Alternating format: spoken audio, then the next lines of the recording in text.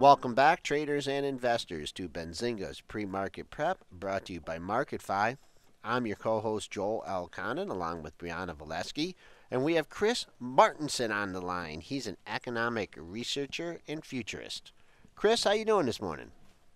I'm doing very well. We've got a nice storm going here on the East Coast, but other than that, all good. Yeah, took care of a little bit of Michigan too here. We've got about 16 inches. So give us a little bit of your background and what you're currently doing.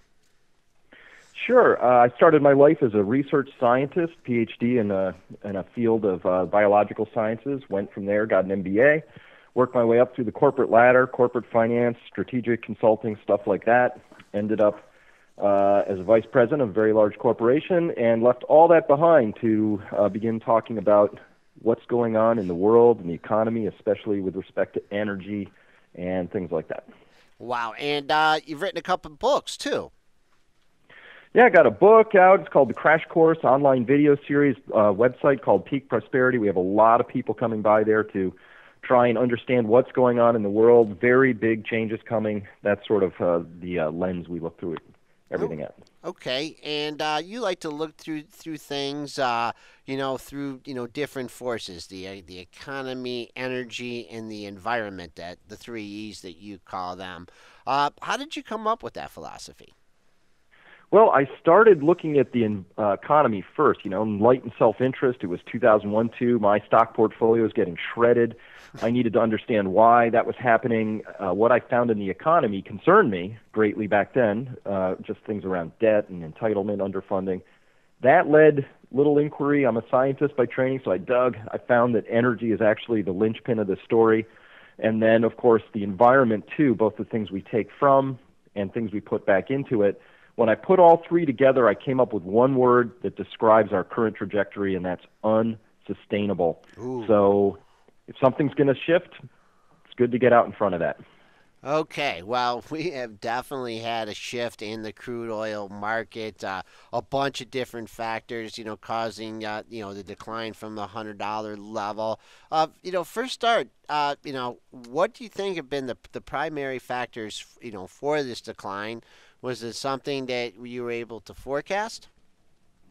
Absolutely not. This was completely out of the blue. Back in 2008 in July when we hit 147 a barrel, we had a variety of indicators telling us that we had oversupply on the market. You started to see people storing it in ships that were just parked all over the place.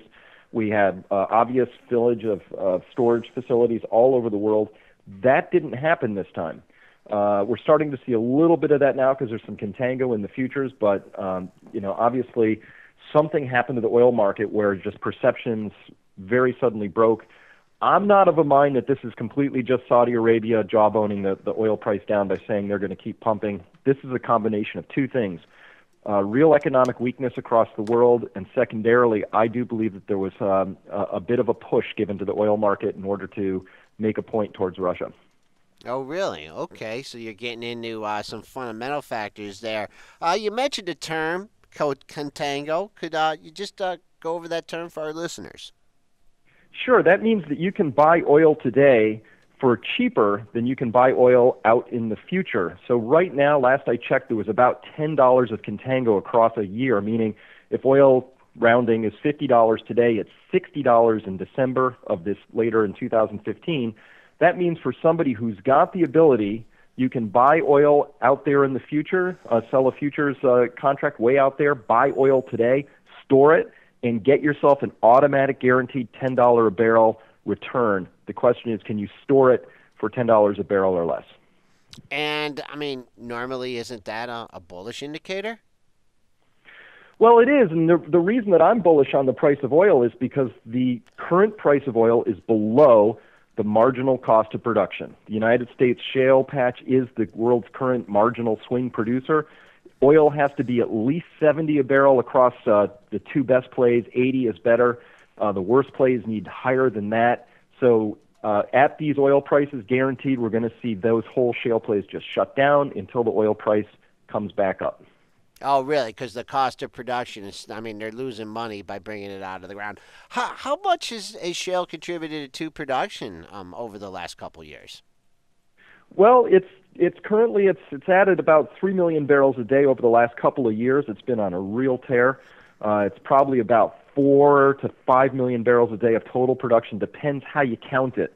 There's a couple of plays where there's some argument over whether we should call them shale or not. But all things considered, it's been a big pop. Here's the thing I don't really understand from the Saudi perspective, saying we have to put a bullet in that play. They were all due to peak in 2019, maybe 2020 at best, and that was with all the shale producers going gangbusters, because these plays, they come on quick, they leave quick. They are very much different than the old plays of the past. So the shale dynamic was due to peak and then go into decline all on its own. Really? And how come? What's the reason for that? Well, when you first drill one of these wells, first of all, they're very expensive. You go down 10,000 feet, you slant the drill sideways, maybe go sideways another 10,000 feet. So you might be 4 miles into this drill program. You got a 30-stage frac, and they start flowing out at an average of 400 barrels per day in the best play up in the Bakken. Consider that, in the old days, you would stick a single straw down 1,000 feet. It would flow maybe for decades at 3,000 or 4,000 barrels a day. So that initial 400 barrels a day that you get in the Bakken play, for instance, in 3 years, that is 85% depleted. You're down to maybe, 45, 50 barrels a day after just 3 years. So you have to keep drilling. It's a simple math problem. How much acreage do you have? How close can you put the wells? How long will the drill program last? They were due to be saturated, and we would have run out of the best places to drill, and then we would go into decline.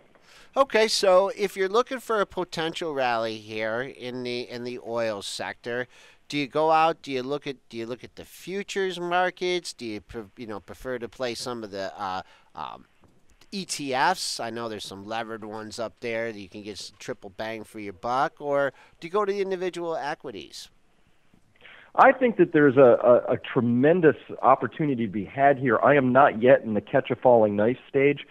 We've had a little pop in oil over the last couple of days. I'm not convinced we're at the bottom because world oil supplies do seem to be rather robust at this point. We're looking at what seems to be a pretty dramatic slowdown coming in China, if I'm reading the tea leaves right.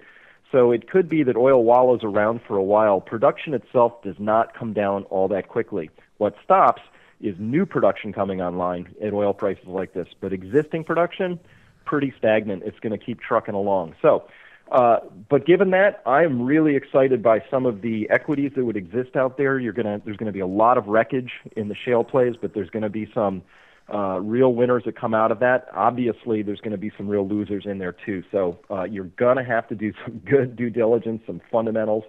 I do like playing maybe some of the ETFs if you're interested in doing it that way, but no levered ETF to me is a long-term play. Those are trading vehicles. They just bleed.